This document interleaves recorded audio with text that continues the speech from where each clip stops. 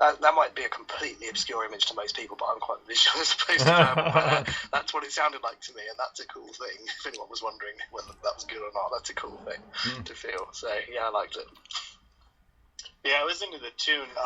Mike and I were actually talking offline, and we actually loved the technique of where you flip back and forth between the rhythm and the treble switch, and we were actually wondering whether that was a digital effect or if he just wore out his rhythm and treble switch and he has like a whole drawer full of them, because it was pretty interesting. We were digging it. We both loved it. And we loved it the way that it sounded through the song. It kept a really good flow. It wasn't overdone too much.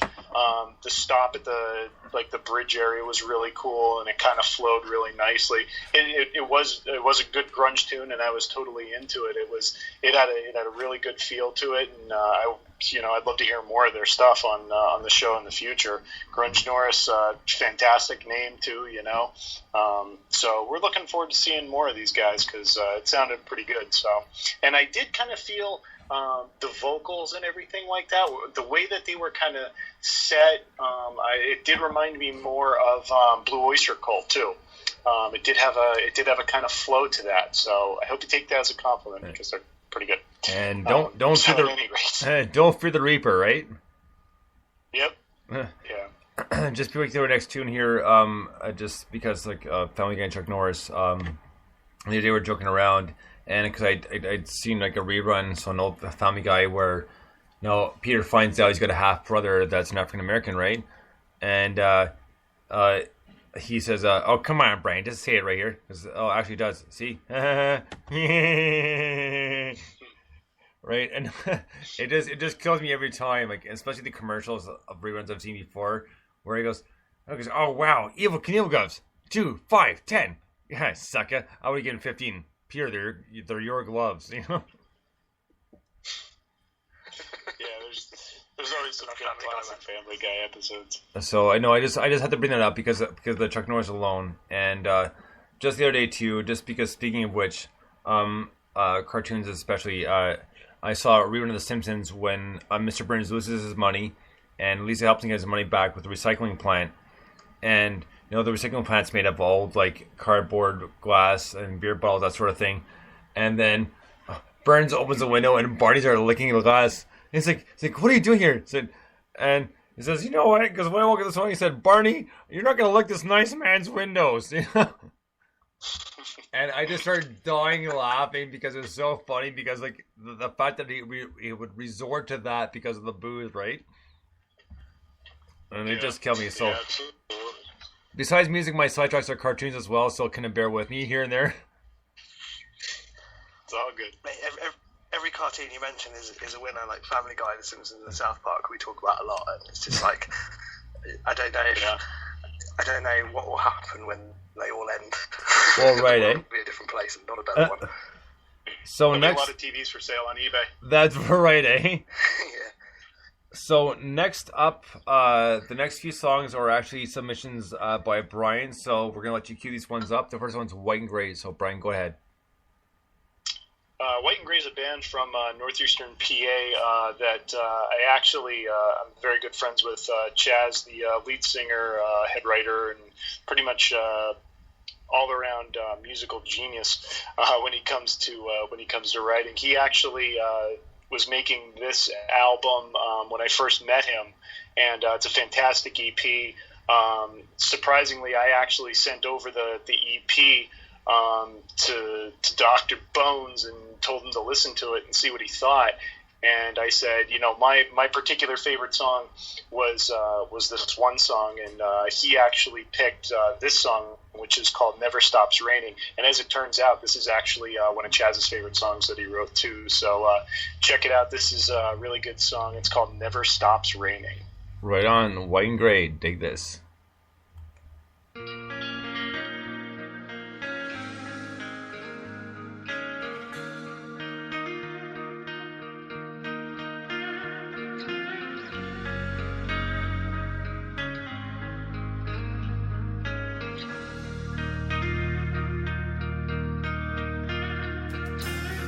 What once was light turned to emptiness, left in your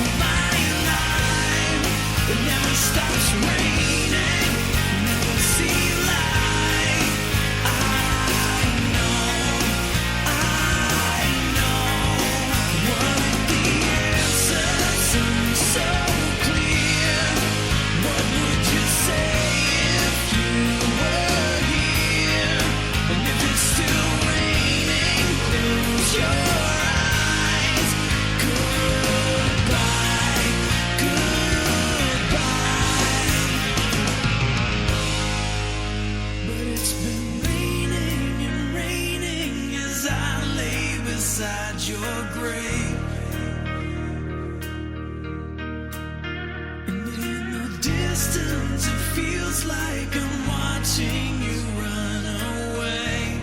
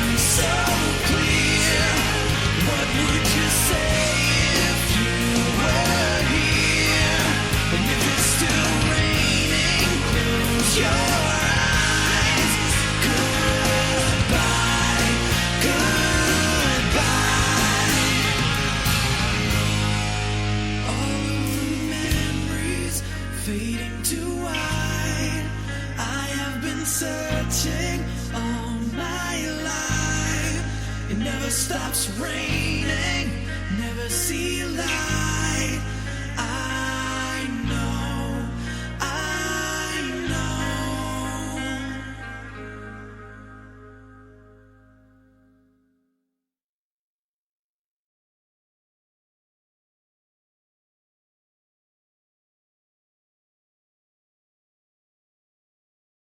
So good.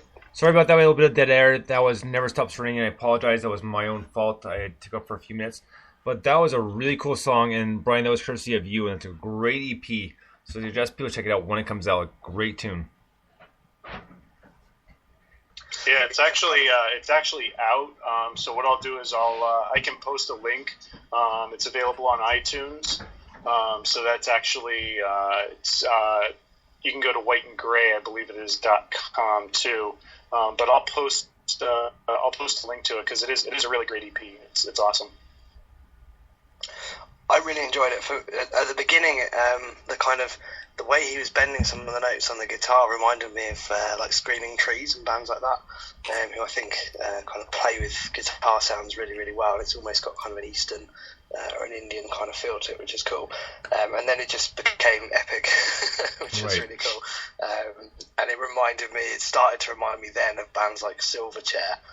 Right. And Nice. Silverchair's last album I didn't really, I think it was Diorama, I didn't really rate, but the few before that I thought were excellent. And I think it was Frogstomp was the really grungy one. That was the first one, yeah. Was it Freak Show? Freak Show was a kind of hybrid, and then the Neon Ballroom was just such a good album. And that kind of reminded me of that era of Silverchair. So, I really, really enjoyed it. Really good track. Great submission. Right on. So I do apologize for the dead air. That was my own fault. I thought it'd be a little quicker than I was, so I apologize for that. But next up, we have another new track. And again, Brian, this is your submission, so we'll let you cue this up. So this particular band is world premiere from a band. It's a side project. It's called Michael Jordan Tattoo. This is actually also inclusive of Chaz and Greg. The track actually came together in 2013 when Chaz was taking a break from White and Gray, and I was actually taking a break from One Man Standing, and we decided to do pop thing together. And my cousin Matt was actually in town by chance from New Orleans. He was a musician down there, so he ended up coming up. And as we were jamming, my son came downstairs and picked up the bass, and we pretty much got this song together in about 2 or 3 takes. and then we recorded it probably a week later or so. So this particular track is called 8 p.m. Sunshine. So check it out. Right on. So here we go. Dig this.